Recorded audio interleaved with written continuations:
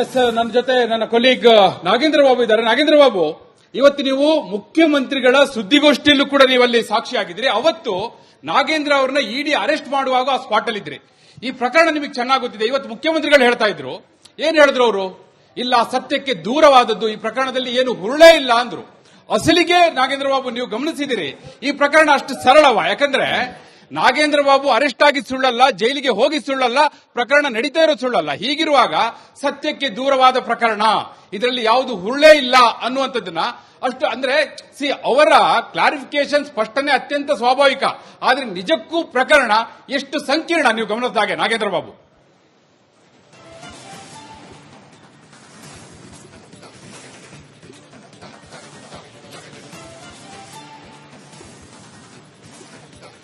ವೀರೇಂದ್ರ, ನೋಡಿ, 2024ರಲ್ಲಿ ಈ ಒಂದು ಹಗರಣ ಬೆಳಕಿಗೆ ಬಂದಿದ್ದು. ಒಂದು ಡೆತ್ ನೋಟ್ ಅಲ್ಲಿ ಸಚಿವರ ಹೆಸರು ಉಲ್ಲೇಖ ಆಗಿತ್ತು. ಅದಾದ ನಂತರ ಇನ್ವೆಸ್ಟಿಗೇಷನ್ ಏಜೆನ್ಸಿಗಳು ಇನ್ವೆಸ್ಟಿಗೇಷನ್ಗಳಿದ್ದು ಇನ್ವೆಸ್ಟಿಗೇಷನ್ ಮಾಡಿದಾಗ ಆ ಒಂದು ಹಣ ಬಳಕೆ ಆಗಿದ್ದು ಲೋಕಸಭಾ ಚುನಾವಣೆ ಸಂದರ್ಭದಲ್ಲಿ. ಬಳ್ಳಾರಿ ಲೋಕಸಭಾ ಚುನಾವಣೆಯಲ್ಲಿ ವಾಲ್ಮೀಕಿ ನಿಗಮದ ಹಣವನ್ನ ಬಳಕೆ ಮಾಡಿಕೊಳ್ಳಲಾಗಿದೆ ಅಂತ ಹೇಳಿ ಇನ್ವೆಸ್ಟಿಗೇಷನ್ ಏಜೆನ್ಸಿಗಳು ಪತ್ತೆ ಮಾಡಿದಂತಹ ಒಂದು ಮಾಹಿತಿ ಅದು. ಯಾವ ಯಾವ ಅಕೌಂಟ್ ಇಂದ ಎಷ್ಟೆಷ್ಟು ಹಣಗಳು ಹೋಗಿತ್ತು ಅನ್ನೋದು ಸ್ಪಷ್ಟವಾಗಿ ಇನ್ವೆಸ್ಟಿಗೇಷನ್ ಏಜೆನ್ಸಿಗಳು ಕೊಟ್ಟಿದ್ದಂತಹ ಒಂದು ವರದಿಯನ್ನು ಆಧರಿಸಿ ರಿಪಬ್ಲಿಕ್ ಕನ್ನಡ ಆ ಪ್ರಮುಖವಾಗಿ ಎಲ್ಲೆಲ್ಲಿ ಯಾವ್ಯಾವ ಅಕೌಂಟ್ಗಳು, ಯಾವ್ಯಾವ ಬ್ಯಾಂಕ್ಗಳು, ಎಲ್ಲಿಂದ ಇದು ಟ್ರಾನ್ಸಾಕ್ಷನ್ ಆಗಿತ್ತು ಅನ್ನೋದ್ರ ಬಗ್ಗೆ ಇನ್ವೆಸ್ಟಿಗೇಷನ್ ರಿಪೋರ್ಟ್ ಕೂಡ ಮಾಡಿತ್ತು. ಎಲ್ಲಿಯೂ ಕೂಡ ನಾಗೇಂದ್ರ ಅವರ ಅಕೌಂಟ್ ಆಗಲಿ ಅಥವಾ ಅವರ ಅಕೌಂಟ್ ಇಂದ ಹಣ ಟ್ರಾನ್ಸ್ಫರ್ ಆಗಿತ್ತು ಅಂತಲ್ಲ. ಆದ್ರೆ ವಾಲ್ಮೀಕಿ ನಿಗಮದಲ್ಲಿ ಇದ್ದಂತ ಹಣ ದುರ್ಬಳಕೆ ಆಗಿದೆ, ಹಣವನ್ನ ಬಳಕೆ ಮಾಡಿಕೊಳ್ಳಲಾಗಿದೆ ಅಂತೇಳಿ ಇದೆಲ್ಲವೂ ಕೂಡ ನಾಗೇಂದ್ರ ಅವರಿಗೆ ಗೊತ್ತಿಲ್ಲದೆ ನಡೆದಿತ್ತ.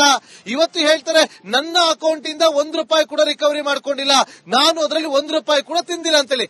ಹಾಗಾದ್ರೆ ಅಷ್ಟು ಹಣವನ್ನ, ಕೋಟಿ ಅಷ್ಟು ಹಣವನ್ನ, ವಾಲ್ಮೀಕಿ ನಿಗಮಕ್ಕೆ ಸೇರಿದಂತ ಹಣವನ್ನ ಬಳಕೆ ಮಾಡ್ಕೊಂಡಿದ್ದು ಇವ್ರಿಗೆ ಗೊತ್ತೇ ಇರ್ಲಿಲ್ವಾ ನಾಗೇಂದ್ರ ಅವ್ರಿಗೆ ಅನ್ನೋದು ರಿಪಬ್ಲಿಕ್ ಕನ್ನಡ 2024ರಿಂದಲೂ ಕೂಡ ನಿರಂತರವಾಗಿ ಪ್ರಶ್ನೆ ಮಾಡ್ತಾ ಬಂತು. ಅವತ್ತು ರಾಜೀನಾಮೆಯನ್ನ ಕೊಟ್ಟು ಇದರಲ್ಲಿ ನನ್ನದೇನು ಪಾತ್ರ ಇಲ್ಲ, ನಾನು ತನಿಖೆಗೆ ಸಂಪೂರ್ಣವಾಗಿ ನಾನು ಸಹಕಾರವನ್ನ ಕೊಡ್ತೀನಿ ಅನ್ನುವ ಮಾತುಗಳನ್ನ ಹೇಳಿದ್ರು. ತನಿಖೆಯ ನಡೆಸುತ್ತಾ ಸಂದರ್ಭದಲ್ಲಿ ಇಡಿ ಅಧಿಕಾರಿಗಳಿಗೆ ಒಂದಷ್ಟು ಅಕೌಂಟ್ ಡೀಟೇಲ್ಸ್ ಗಳು ಸಿಕ್ಕಿತ್ತು. ಈ ಒಂದು ವಾಲ್ಮೀಕಿ ನಿಗಮದಲ್ಲಿದ್ದಂತಹ ಹಣ ಅಲ್ಲಿಂದ ಆಂಧ್ರದಲ್ಲಿರುವಂತಹ ಕೆಲವರ ಅಕೌಂಟ್ ಹೋಗಿ ಅಲ್ಲಿಂದ ಚಿಲ್ಲರೆ ಕಾಸಿನಂತೆ ಬಳ್ಳಾರಿ ಲೋಕಸಭಾ ಚುನಾವಣೆಯಲ್ಲಿ ಎಣ್ಣೆ ಪ್ಯಾಕೆಟ್ಗಳಿಗೆ, ಬಿರಿಯಾನಿ ಪ್ಯಾಕೆಟ್ಗಳಿಗೆ ಹಂಚೋದಕ್ಕೆ ಆ ಒಂದು ಹಣವನ್ನು ಹಂಚಲಾಗಿತ್ತು ಅನ್ನುವ ವಿಚಾರಗಳು ತನಿಖೆಯ ಸಂದರ್ಭದಲ್ಲಿ ಗೊತ್ತಾಗಿತ್ತು. ಇದೆಲ್ಲವೂ ಕೂಡ ನಾಗೇಂದ್ರ ಅವರಿಗೆ ಗೊತ್ತಿದ್ದೇ ಆಗಿತ್ತು ಅಂತೇಳಿ ಇಡಿ ಅಧಿಕಾರಿಗಳು ತನಿಖೆ ನಡೆಸಿದಾಗ ಪತ್ತೆ ಹಚ್ಚಿದ್ರು, ತನಿಖಾ ಸಂಸ್ಥೆಗಳು ತನಿಖೆ ನಡೆಸಿದಾಗ ಪತ್ತೆ ಹಚ್ಚಿದ್ರು. ಇವತ್ತು ಹೇಳ್ತಿದ್ದಾರೆ, ನನ್ನ ಪಾತ್ರವೇ ಇಲ್ಲ, ನನ್ನ ಅಕೌಂಟ್ ಇಂದ ₹1 ಕೂಡ ರಿಕವರಿ ಆಗಿಲ್ಲ ಅಂತೇಳಿ. ಪ್ರಮುಖವಾಗಿ ಎಲ್ಲರಿಗೂ ಕೂಡ ಗೊತ್ತಿರುವಂತಹ ವಿಚಾರ, ಆ ಹಣ ದುರ್ಬಳಕೆ ಆಗಿದ್ದು ಎಲ್ಲಿ ಅಂತಂದ್ರೆ ಚುನಾವಣೆಯಲ್ಲಿ.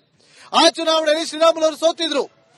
ಪ್ರಮುಖವಾಗಿ ಅನೇಕ ಜನ ಸೋತಿದ್ರು, ಸಂಸದರ ಕನಸನ್ನ ಕಟ್ಟಿದಂತಕೊಂಡು ಎಲ್ಲರೂ ಕೂಡ ಸೋತಿದ್ರು. ಆದ್ರೆ ಪ್ರಮುಖವಾಗಿ ಈ ಒಂದು ಹಣವನ್ನ ದುರ್ಬಳಕೆ ಮಾಡಿಕೊಂಡಿದ್ದು ಲೋಕಸಭಾ ಚುನಾವಣೆಗೆ ಅನ್ನೋದನ್ನ ಸ್ಪಷ್ಟವಾಗಿ ತನಿಖಾ ಸಂಸ್ಥೆಗಳು ಪತ್ತೆ ಹಚ್ಚುವ ಕೆಲಸವನ್ನ ಮಾಡಿತ್ತು. ಅಷ್ಟೇ ಅಲ್ಲದೆ ನಾಗೇಂದ್ರ ಅವರಿಗೆ ಇದೆಲ್ಲವೂ ಕೂಡ ಗೊತ್ತಿತ್ತು ಅಂತೇಳಿ.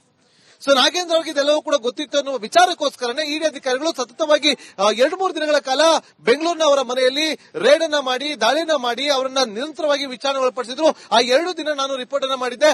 ಅದಾದ ನಂತರ 3ನೇ ದಿನ ಬೆಳಗ್ಗೆ 8 ಗಂಟೆ ಸುಮಾರಿಗೆ ಅವರನ್ನ ಇಡಿ ಅಧಿಕಾರಿಗಳು ವಶಕ್ಕೆ ಪಡೆದುಕೊಂಡ್ರು. ಆ 2 ದಿನಗಳ ಕಾಲ ವಿಚಾರಣೆ ನಡೆದಂತ ಸಂದರ್ಭದಲ್ಲಿ ವೀರೇಂದ್ರ, ಬಹಳ ಇಂಪಾರ್ಟೆಂಟ್ ಅಂತಂದ್ರೆ ಏನೇ ಒಂದು ಪ್ರಶ್ನೆಯನ್ನ ಮಾಡಿದ್ರು ಕೂಡ ನಾಗೇಂದ್ರ ಅವರು ಯಾವುದಕ್ಕೂ ಕೂಡ ಉತ್ತರವನ್ನ ಕೊಡ್ತಾ ಇರಲಿಲ್ಲ. ಅಲ್ಲಿ ಒಬ್ಬ ಇದ್ದಂತ ಪಿಎಗೆ ಒಂದು ಸಂದೇಹ ಮಾಡ್ತಾರೆ. ಅದರಿಂದ ಅನುಮಾನ ವ್ಯಕ್ತವಾಗಿ ಇಡಿ ಅಧಿಕಾರಿಗಳು ಮೊದಲಿಗೆ ಆ ಒಂದು ಪಿಎನ್ ಆಪ್ತನನ್ನ ವಶಕ್ಕೆ ಪಡೆದುಕೊಂಡು ಬೇರೆ ಕಡೆ ಕರೆದುಕೊಂಡು ಹೋಗಿ ವಿಚಾರಣೆ ಒಳಪಡಿಸ್ತಾರೆ. ಇಡಿ ಕಚೇರಿ ಕರ್ಕೊಂಡ್ಬರ್ತಾರೆ.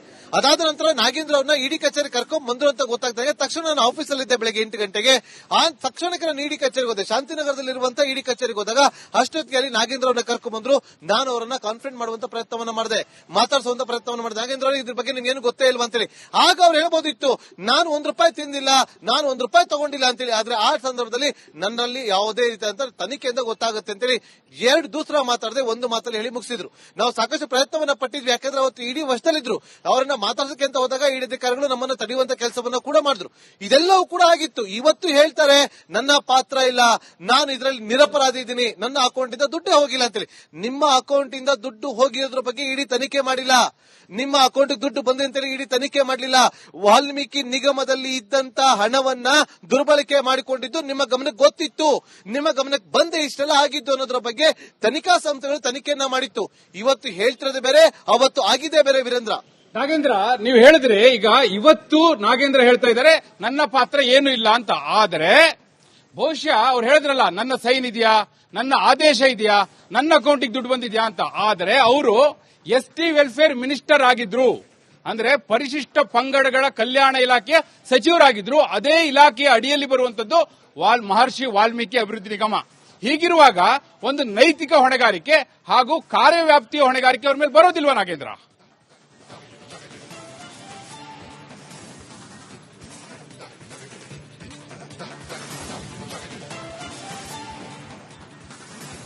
ಖಂಡಿತವಾಗ್ಲೂ ವೀರೇಂದ್ರ. ನೋಡಿ, ಈಗ ಪ್ರಮುಖವಾಗಿ ರಾಜ್ಯದಲ್ಲಿ ಏನೇ ಆದ್ರೂ ಕೂಡ ಇವತ್ತು ವಿಪಕ್ಷಗಳು ದೂಷಿಸೋದು ನೇರವಾಗಿ ಸಿಎಂ ಡಿ ಕೆ ಶಿವಕುಮಾರ್ ಅವರನ್ನ.